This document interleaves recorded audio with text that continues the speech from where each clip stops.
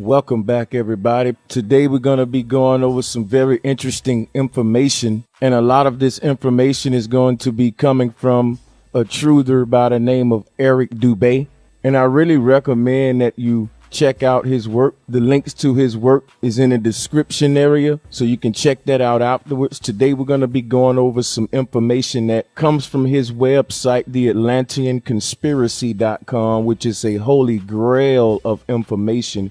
So again, get in the description links. The purpose of this video is to lay some more of the groundwork and put some more facts out there concerning the flat earth, globe earth, ongoing war.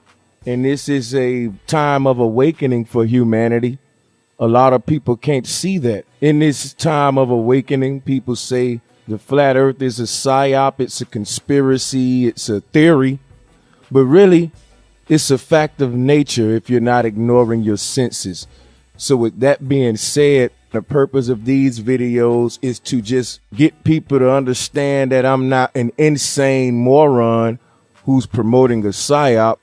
There are hundreds of thousands of flat earthers, many of them with degrees, and we are not all morons, insane people. If you would take the time and look into some of the information, you would come to some startling conclusions. I once thought flat earth was a theory, and I would joke when I passed by titles with flat earth in it. And for a while, I never looked into it. And one day I looked into a couple of videos, and I just didn't have the patience to sit through all of the long drawn explanations of why the earth is flat. And quite frankly, I didn't find it important until I came across some particular videos submitted by Jeranism. Shout out to him. People who started to investigate a lot of the things we were being taught.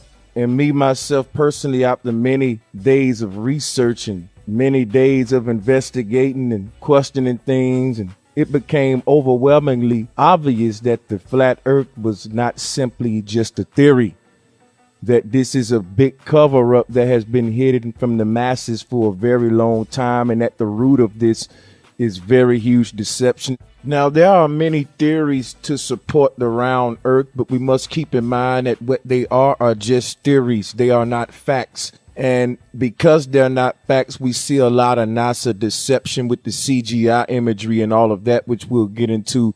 When we deal with theories in today's modern science, you must keep in mind that you can make any equation to prove a theory. And that's exactly what NASA is doing. So keep that in mind, that their equations prove their theories, but they never prove the universal truth. As a result of accepting these theories, we end up denying our senses. So once again, the purpose of this video is to share some basic and vital information from Mr. Eric Dubay. What evidence do us flat earthers have to support our arguments? We have the evidence of our senses in every experiment ever devised to test for Earth's alleged curvature or motion. The horizon always remains flat 360 degrees around you and rises to the eye of the observer no matter how high you ascend. And this is true. In fact, it's called a horizon because it stays horizontal. And if it were to ever curve, maybe it would be a curvizon. We're just going over basic things in this video to let you understand some of the basics to this. All amateur balloons and rockets to altitudes of over 20 miles high watch the flat horizon rise with the level of the observer all the way up. On a spherical Earth, no matter how large, the horizon would stay where it was, and you would have to look down to see it more and more the further you ascended. You will never look down at the horizon, however, and it will always remain completely flat 360 degrees around. Only in NASA's fake CGI footage or footage filmed through a wide-angle lens do we ever see the supposed curvature of the Earth. So this is very important because at least 90% of the planet believe that they live on a globe. And today I'm going to share with you many reasons why I abandoned that belief. Because all my life I never saw a bend in the horizon, but theories made me ignore my senses. When I asked questions about the earth and why people don't fall off the bottom of it, they told me gravity, and we say, oh, okay, and we stop questioning it. We all know the basic principles of water. And some of those principles is the fact that water does not bend and hold its shape in a ball under no circumstances. And if you can show me how water can bend, then gravity will no longer be a theory. It'll be a fact. Okay, so understand this is something that they have never been able to do. For those who want to argue with me, tell Neil deGrasse Tyson to do that experiment instead of drop microphones. Okay, because I don't care how many microphones you drop, it'll never make water flow uphill, and it'll never make it rain upside down. So you can ignore your senses, but that's on you. And it's also an explanation for why the world's so senseless. None of their science and their theories make sense. And all you ever got was computer animations and paintings. When you gonna wake up and look what's outside in front of your eyes instead of what's on NASA software? Because nobody never saw a curve in the horizon other than their deception. Here's the problem, guys, what I have with NASA. We all should know by now that the moon missions were fake. When we go back and investigate those space missions, we got to ask ourselves, what did they really see when they got up there? What did they really see? Now, whatever they saw, then we have to ask ourselves, did they come back and tell the masses exactly what they saw, or did they make up something to hide what was up there? And if that's so, then why would they do that? So these are questions we got to ask, and these are questions that many flat earthers ask. And when you ask these questions and begin that quest, you end up down a rabbit hole full of startling information. To make a long story short, when they got up there, they saw the same thing we saw down here. A horizon, a flat horizon. There was no curvature when they went up there with them space missions. So then the question is when they came back, why did they decide to give us fake images? Why did they go through all this trouble and create this Photoshop software to give us all of these fake images of the earth? So that answers the questions I asked you previously. When they got up there, they saw a flat horizon, which was spoke of by the ancients and many ancient cosmology. But since they had already bamboozled the world and had millions of dollars invested into this globe, you really think they was going to come back and say, okay, guys, it's not a globe, it's flat. So let's rewrite all of the science books, cancel all of the billion-dollar space programs. You really think they have that type of integrity, people? What's sad about it, you got plenty globe heads that know that the government is very deceptive, but they say these bastards lie about everything, man, except the globe. So when people have been into space, why is it, do you think, that they did not identify the earth as being flat? Outer space is a science fiction myth woven by lying Freemasons with some rockets, computer graphics, and a multi-billion-dollar taxpayer-funded budget. You got to understand something. If you was looking me in the eyes right now and I ask you in your face, have you ever seen a super earth and a super world where it's all ocean? Some of these graphics we see, remember on the History Channel, they had the whole universe series. If you go on Google and put in Earth and put in any of these space phenomena that many people believe to be true, what you will find when you get on Google is that everything you're looking at is a CGI image. If it was real, why would they fake it? That's a question you got to ask.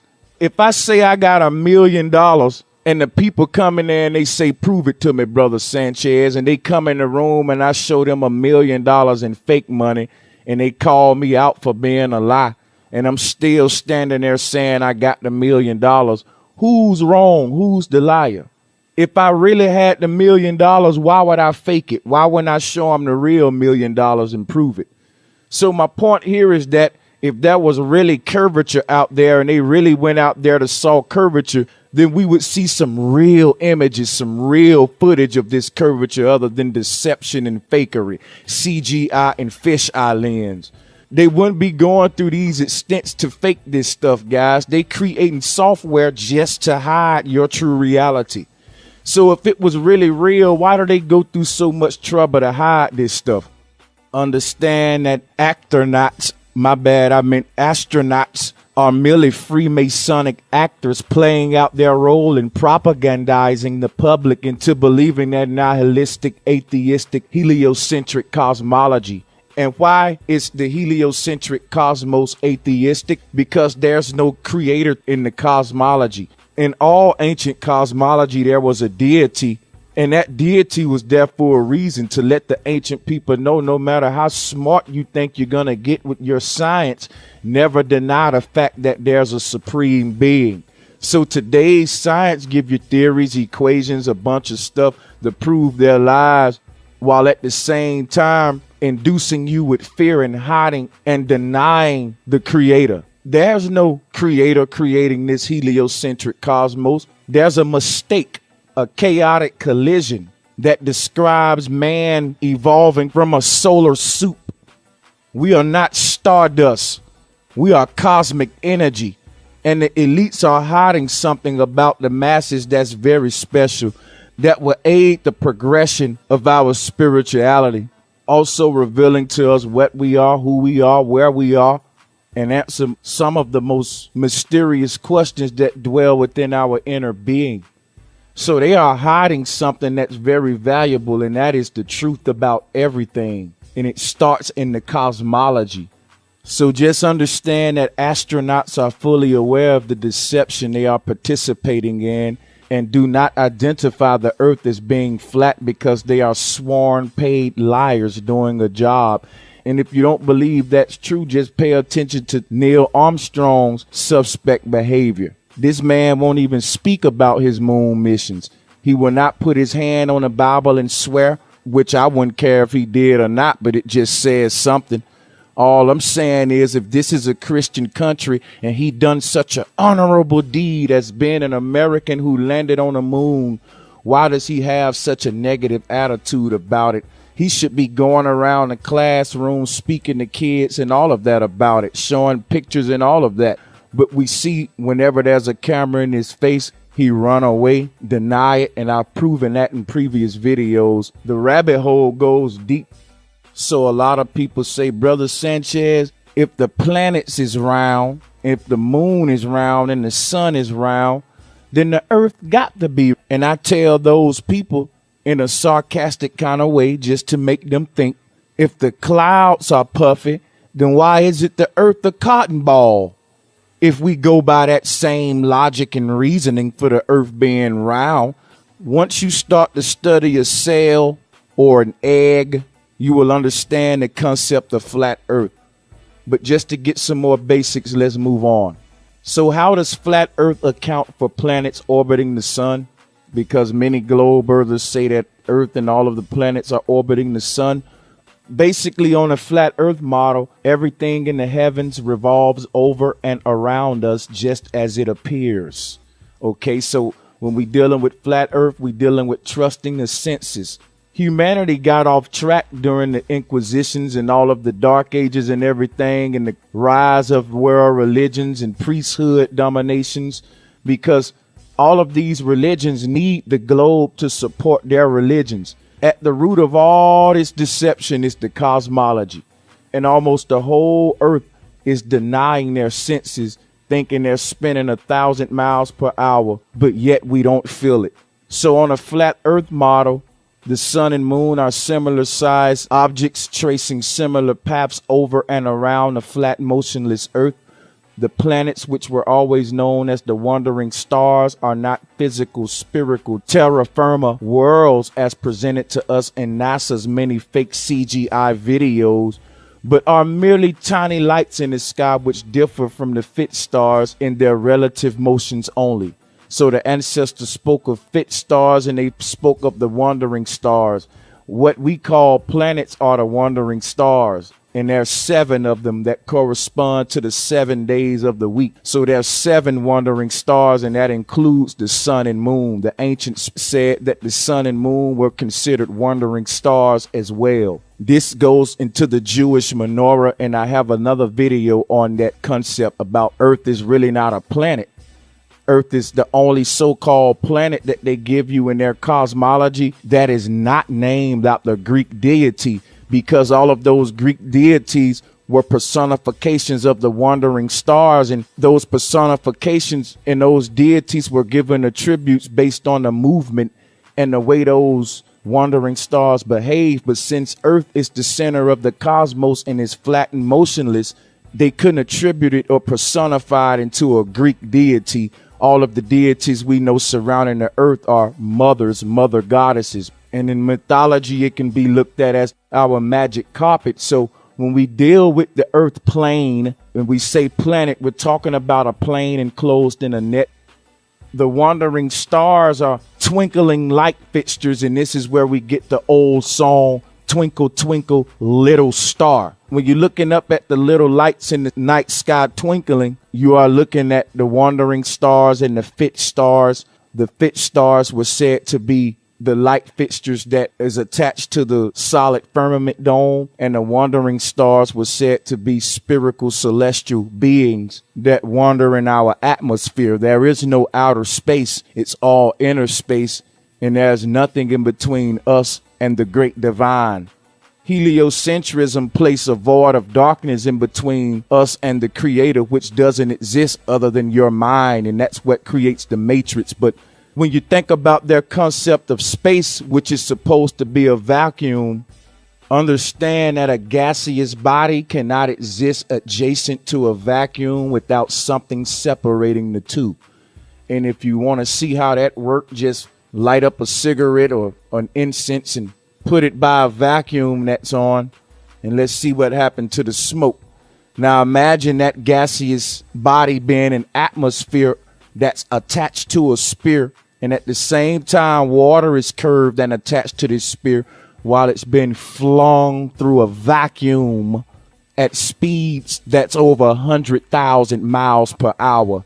And yet when you look up at the clouds, it's so peaceful. When you look up at the clouds, which are gaseous material, they don't seem to be behaving like they are attached to an object that's going over 100,000 miles per hour through a vacuum. Okay, not to mention through a vacuum. And yet we have a peaceful atmosphere and the clouds are so serene. But in our minds, this heliocentric model is true, because a lie that's told for so long becomes your reality. But me and a lot of others are here to awake you from your matrix, just like Morpheus. Now let's move on. A lot of globalists can't deal with the fact that Polaris, the North Star, remains perfectly fixed directly over the North Pole, and all the other stars rotate perfect circles around it, with their constellations not moving out of position for thousands of years. Yet another proof of geocentrism. Impossible in the heliocentric spinning ball model. Understand that we will not be looking up at the same constellations that people saw hundreds of thousands of years ago if the heliocentric cosmos was true. We would be seeing different galaxies and different star constellations, but nothing has changed. This shows stability. This shows consistency. This shows the ancient cosmology being the truth, and the modern heliocentric globe lie that many of you embrace is just what it is, a theoretical lie, and it's bull crap. And one thing I want to tell people in the Black conscious community is that none of our ancestors had a heliocentric cosmology. And you can't find me a solar system in none of our ancient cosmology. When you find a solar system, you will arrive in a period of history when the control started to begin, and the control mechanism started to be put into the textbooks and into play to create this world that you see today. They had to speed humanity up. They had to create the matrix in your mind. Don't you know one of their most expensive programs out of all of the programs is the space program? It's a multi-billion-dollar tax program. And the deep thing about it, they don't receive any questions about that part of the budget from the masses. We just accept what they give us on their little fake computer software and gladly let them ball out with all of that money every year. So this thing is very deep, not to mention if the rug get pulled from under this heliocentric deception, all world religions will crash, because the root of all of these religions is their gods creating this heliocentric cosmos. These male deities that rule the heliocentric cosmos could not rule it in an ancient cosmology, because the earth is an infinite plane. So all of these songs about he got the whole world in his hands and God coming to throw the earth into the lake of fire was impossible, because the earth is the work of a true creator. Man has always created deities to try to put them above the creation. And the only way they can do that is to create the illusion in your mind. If you believe the earth is a tiny little ball floating in the void of darkness, and you believe that these deities exist, and you believe that they can pick the earth up and throw it in a lake of fire. But if you knew that the earth was an endless plane and that the creator created us and put us on a solid, stable foundation that's immovable because the creator loved us and wouldn't put us on movable ground, everything in nature stands upon foundations. Show me a building without a foundation, okay? That's what you have in the heliocentric universe. These places have no foundations. Earth is a little blue speck in their model. And that's blasphemous against the creator's awesome creation. The creator would never put us on such a chaotic creation that you see in that heliocentric model. And the creator doesn't need a medium to manifest itself between itself and the creation. They don't have to clash objects in together to create man. We're the handiwork of the Most High.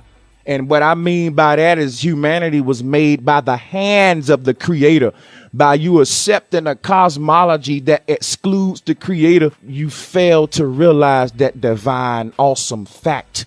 Today, we have a lot of mental disorders that's centered around this cosmology and these idiotic beliefs that teaches the human being it's a curse, and that earth is a curse, and that it was made from a chaotic collision, a mishap. What NASA do is very important. They hide the creator in these space programs, and they give you space. Space is a program. It's a program that creates space in your mind, but there's no space in reality. There's a divine force that's controlling this creation. And in all ancient cosmology, you will see a divine place for the creator. Unlike our blasphemous ideology in today's modern world.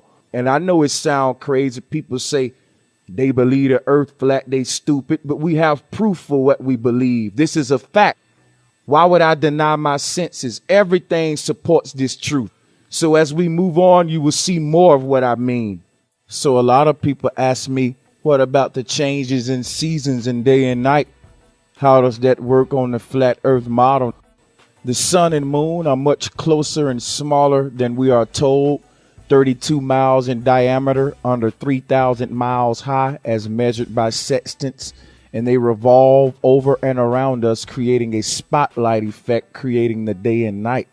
The sun's circular orbit expands and contracts every 6 months, beginning at the Tropic of Cancer at 23.5 degrees north latitude on the summer solstice, then slowly widening and revolving faster until it reaches the Tropic of Capricorn at 23.5 degrees south latitude on the winter solstice, then slowly narrowing and revolving slower until it begins the process anew at the summer solstice. These changes in the sun's path and speed are what cause the seasons. And I described that in my previous video, Flat Earth 4 Seasons. The sun and moon is doing the yin-yang dance as described by the ancient Asian ancestors in their cosmology. And it's a carousel type pattern, corkscrew type pattern, a tornado type pattern, if you will. I wouldn't say it's intricate, but it's very interesting. So it's a very simple explanation. So if the earth is indeed flat, then where does it start and end? And why don't we fall off of it? I could similarly ask NASA and modern astronomers, if outer space is indeed real, where does it start and end, and why can't we go beyond that? Antarctica is not the tiny ice continent found confined to the underside of astronomers' globes, but is rather a gigantic ice wall plateau 200 feet tall that surrounds the earth and holds the oceans in 360 degrees around us.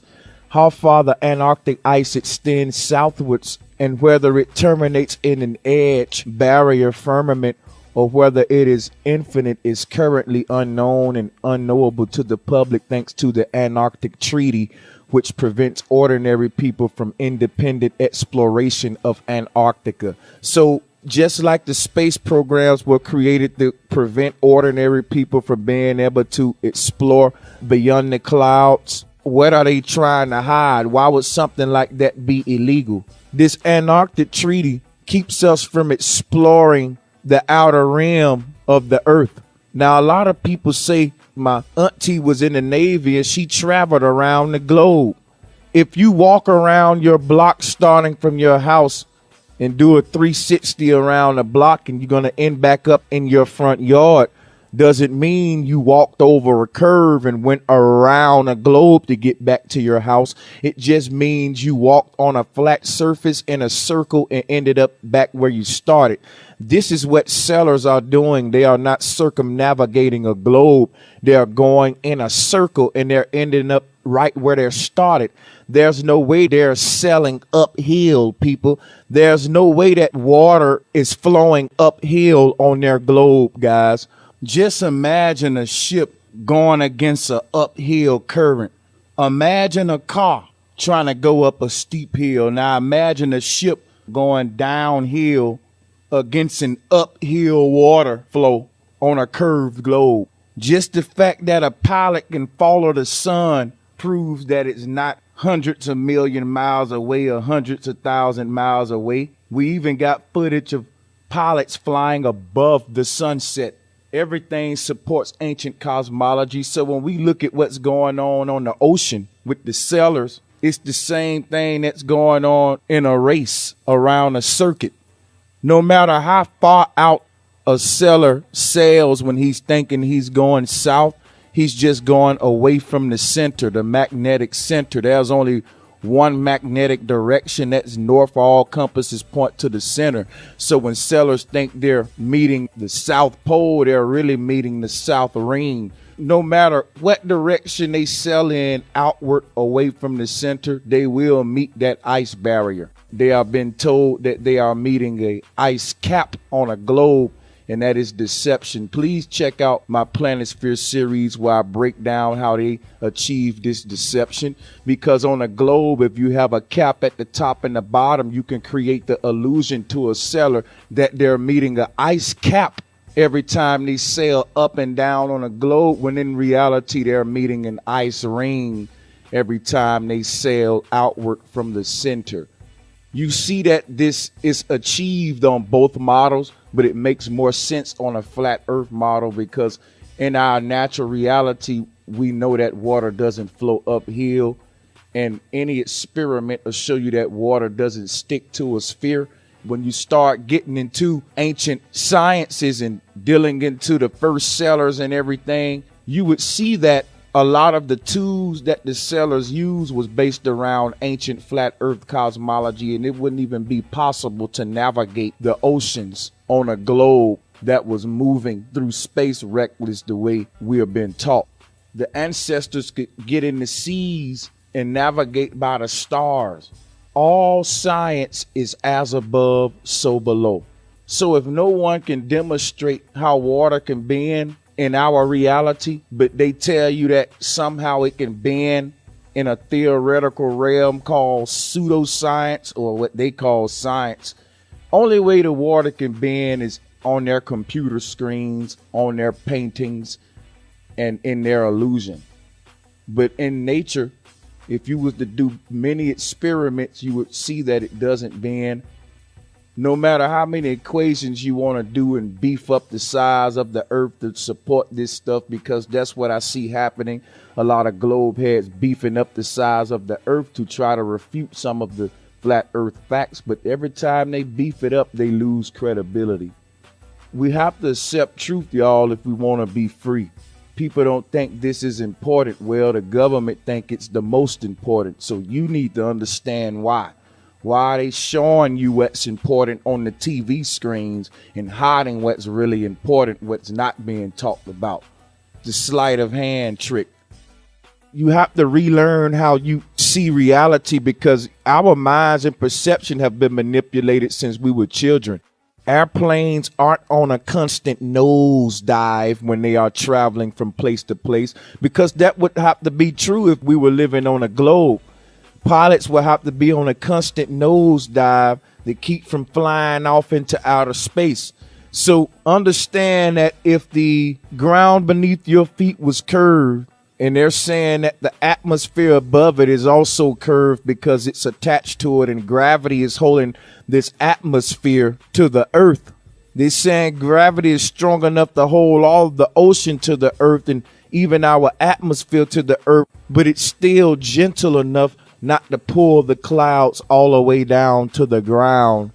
And it's still gentle enough to let a dragonfly or a hummingbird break its laws. This is why gravity is a theory. Nature proves to you that this is not a fact of nature. This is a theory of man. So gravity does not exist. You are in a terrarium that is more so governed by magnetism or electromagnetism. And when I get into my future videos, what Nikola Tesla was trying to introduce to the planet, you're going to get startling revelations on the magic of our reality that has been hidden. So many of you probably want to know now what happens to the oceans at the end of the earth. The oceans are all connected. They are all completely flat. It's called sea level for a reason. It's called sea level, not sea curved. Water will always find its flat level. The only way it would operate out of the confines of natural reality is in man's theoretical imaginations. So all of the oceans are all connected, and they are all held in by the surrounding Antarctic ice wall. Now, how far the Antarctic ice extends southwards and how it terminates is still unknown to the public because of this Antarctic treaty. They are hiding a lot of stuff, and when people like me question it, they say we insane. But I say, hey, let me see what's at the North Pole. Let me see what y'all hiding out here in Antarctica. Why can't ordinary people launch cameras up there without it being illegal? Why the need to hide so much that's right in front of our eyes and make us ignore our senses? People say you got to fly up so high to start seeing this imaginary curvature, but yet they still say they see curvature when they go to the beach. How can it be both? Irrational conclusions, because they're not thinking this thing out. So when you want to hold on to a lie, you don't want to go through the tedious research of proving that lie to be a lie. So where does the atmosphere start and finish? Because when we look at the heliocentric model, we know that space is a vacuum and we live in a supposedly non-vacuum. And my question is, where does the vacuum of space meets the atmosphere of Earth? Whether space began, because technically, if space is a vacuum, the Earth should not have a gaseous atmosphere. They cannot support this stuff other than CGI models and stupid pictures that aren't real. This heliocentric universe is theoretical, people, and you have to discard it if you want to be set free from their matrix. So where does the atmosphere start and finish? This is another question which even NASA refuses to answer. They claim that at some undetermined height, gravity becomes weaker and weaker until it magically gives way to outer space, which is a vacuum which allows astronauts to free float forever without falling back down. First of all, it is physically and philosophically impossible for infinite non-gravitized vacuum space to exist adjacent to and not separated in any way from non-vacuum gravitized atmosphere. Secondly, no amateur rocket, balloon, or other technology has ever been able to reach this alleged height, where instead of falling back down to Earth like a skydiver, people are able to simply free float. This is because astronauts are not in outer space at all and are simply filming the free-floating effect using camera tricks, green screens, wires, dark pools, and so-called zero-G planes. The reality is what goes up must come down, and not because of gravity, but because objects always rise or fall based on the relative densities of their surroundings. What they're called gravity is just density and also buoyant force. If you check out a lot of my previous videos on flat earth, I get real deep into that. There's a lot of explanations to support phenomenon in our reality. And our scientists are giving us theoretical ideologies that come from the roots of historic Roman councils and forged history and Copernican idealism. And it's all mythology. Science is a form of religion because there's no evidence to support theories. Otherwise, they would be facts. Any equation can support any theory, but all the evidence of nature, all our God-given senses, and all of the science of man supports the truth. So understand that a helium balloon rises upwards because it is lighter than the oxygen. So this is get you to understand what I mean about density and how gravity is an illusion.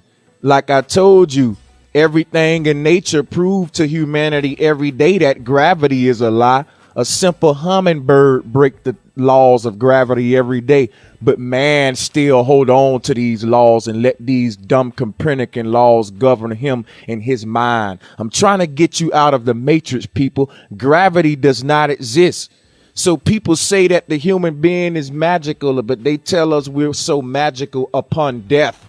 You get wings when you die and become an angel, all of that. Who's to say that a lot of things we doubt can't be true in this reality if we would get out of the matrix of our mind and understand the where of our existence and where we are? Because the where is being hidden, the who is being hidden, and we don't know who we are or what we are, why we are.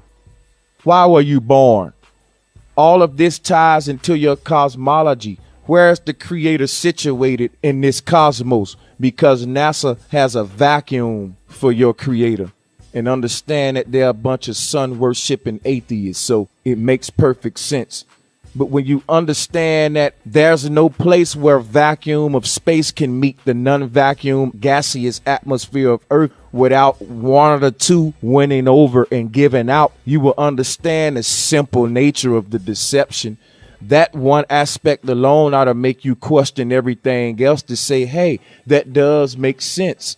Light an incense next to a vacuum and see what happens to the smoke. So a helium balloon rises upwards because it is lighter than the oxygen. A rock drops right to the ground because it is denser than the air surrounding it. Very simple. The helium balloon doesn't mysteriously escape gravity while the rock is subjected to it, but rather, as was known for millennia before Newton's silly theory, objects naturally rise or fall towards their own density, people. Upon death, you will assume the spirit, which is a sort of a gaseous realm. What do they say happened to the spirit or the soul by it being a gas? It ascends, it rises, and it's not breaking the law of gravity. There is no gravity. It's lighter than the elements in the air surrounding it. The rock drops because it's denser than the air surrounding it. So again, the helium balloon doesn't mysteriously escape some law called gravity that Newton made, that many people believe in, but they still talk a lot about ancient stuff, but they accept Newton's silly theory. They embrace a Copernican universe. I once embraced it. People, you're supposed to be on an ongoing journey of awakening, but the globe stops that journey. How can you not question that? It comes from the same deceivers that gave us the rest of the lies. So if your journey stops at the globe, then I pity you. So how does the Earth's magnetic field work? Does the reverse side of the Earth also have magnetism? So understand that the farthest anyone has ever drilled into the Earth is a mere 8 miles. So in reality, no one knows what is beyond 8 miles deep.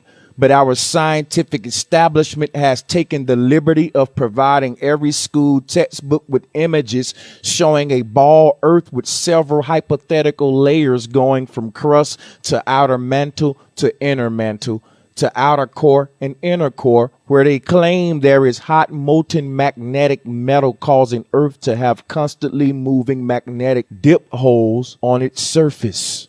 In reality, they have not even drilled beyond the crust, but claim to know what exists at every layer, and their theory of Earth's magnetism resulting from a molten metal core suggests a type of magnet that doesn't actually exist. Understand, ladies and gentlemen, that if it did exist, these pictures of their hypothesis would not be illustrations in CGI. This flat earth cosmology is ancient art that is based on your actual senses. This is not CGI art and deception. When you walk outside that door every day, you see a flat horizon. If you ever flew in an airplane like me, I saw a flat horizon, and also the atmosphere was flat. I flew above flat clouds who assumed the shape of the ground beneath them. If the ground was curved, the atmosphere which is supposedly stuck to it would have the curve. I flew in planes before. The ground is flat. The atmosphere is flat. No matter how high we go, the horizon meets us at eye level, and it's always flat. They haven't gone up high enough to ever see a curve, and we never would see a curve because the ancients were correct. The earth is an infinite plane. So if there was curvature, it would be easily detected. It would not be hard to detect it at all with simple math and experiments. But all the math and experiments prove is that a horizon is just what it is, horizontal. So our flat Earth's actual magnetism, however, works similar to that of a ring magnet found in loudspeakers, where the North Pole is the monopole pole at the center, and the South Pole is actually every point along the outer circumference. It's simple cosmology. There is no South Pole. There's a South Ring. There's a North Pole. North is the source. When we talk about South, we're dealing with the boundary. Remember, the OU root deals with outer. It deals with South. It deals with outward. It deals with boundary. It deals with surrounding. So when you hear words with OU, it's dealing with outer. I don't know if you have a dog. I have 2 Chihuahuas, and they have snouts. And this is because it comes out. Their teeth and their nose comes outward, and it's called a snout. Just like a human has a mouth, and that mouth is used to express outward things come out of the mouth called words. When we talk about the source, we're talking about the OU root as well, dealing with the Most High who sits above the waters, above the firmament, and feeds this cosmos through this umbilical cord that we are calling the North Pole. And it's fed through the center, just like everything we see in nature, just like everything we see in existence. But somehow we've been bamboozled to accept the cosmology that goes against every fact of nature and even denies our very God-given senses. And as a result, the world we live in is very senseless. So understand that the Jews, Jesuits, Freemasons, and other embedded secret societies in the current New World Order establishment have been lying about the earth and many other subjects for centuries. To learn a true history that's been kept from you and uncover this massive deception, the mother of all conspiracies, read the Atlantean Conspiracy and the Flat Earth Conspiracy and visit atlanteanconspiracy.com. So understand that gravity isn't a force, it's a theory, and this theory supports the matrix that governs your philosophy. Your concept of the creator in reality is only that which has been given to you by these deceivers. And the only way to undo that is to start all over. What if no one never told you about a globe? You would have never thought the earth was round. Again, a lot of people say we look up at a circular sun, so that makes the earth a ball. With the same logic, we look up at puffy clouds, so that should make the earth a cotton ball. We got to free our mind and quit being sheeple, ladies and gentlemen. Now, this flat earth thing is something I take very serious. It's not a belief. It's a fact of my reality. I no longer deny my senses, and I don't no longer live in a theoretical reality. Like I said, I don't care how many mics Neil deGrasse Tyson dropped. It still will never make water flow uphill. People say, well, toilets flush the reverse way in the southern hemisphere and all this nonsense that we already debunked and proven to be deception. Why do we take the explanations that they give us and don't come to any conclusions of our own? There's an agenda behind all of their theories, people. Free your mind. So we would get pictures like this from a lot of globe heads, and you can see they zoomed up close with their camera with a basketball here, and they say, where is the curvature? Basketballs are flat. So this is a sarcastic shot at flat earthers here we see from 9gag.com or some site like that. But the idiots don't realize that the curvature is clearly visible. There's clearly curvature visible. This is not the phenomena we see at the beach. So whatever idiot made this picture, I'm pretty sure they are paid off troll. And if you don't believe paid off trolls are real, check out the video that I uploaded. 100% proof that these government shills and these agents and trolls are out here to harass and antagonize flat earthers for putting this truth out. We letting the cat out of the bag, people. They know it.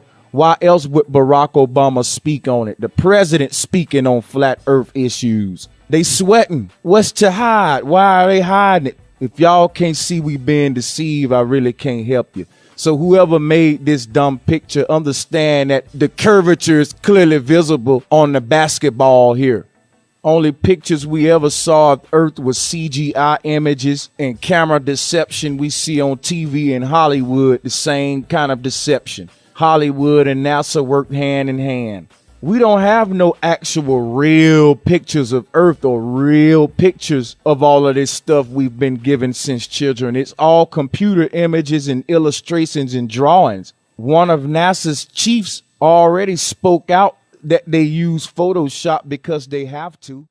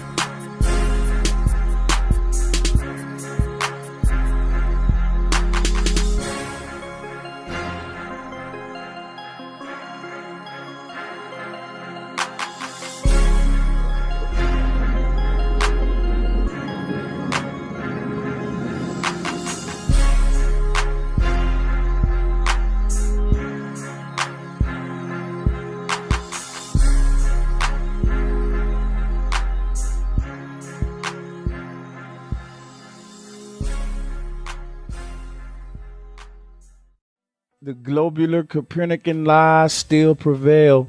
The truth is not popular. Sometimes the hardest thing to do is the most noble thing to do. Of course, it's embarrassing being a flat earther. You don't want to tell nobody, hey man, the earth is flat, but you can't deny it within yourself if it has become your truth. With all of the research and experimenting I've done and investigating I've done, I can never go back to believing a globe lie. It's a lie that makes you deny your senses. It's a lie that tells you was created from a chaotic collision by a chaotic creator in a chaotic vacuum and a Copernican existence that separates humanity from the source.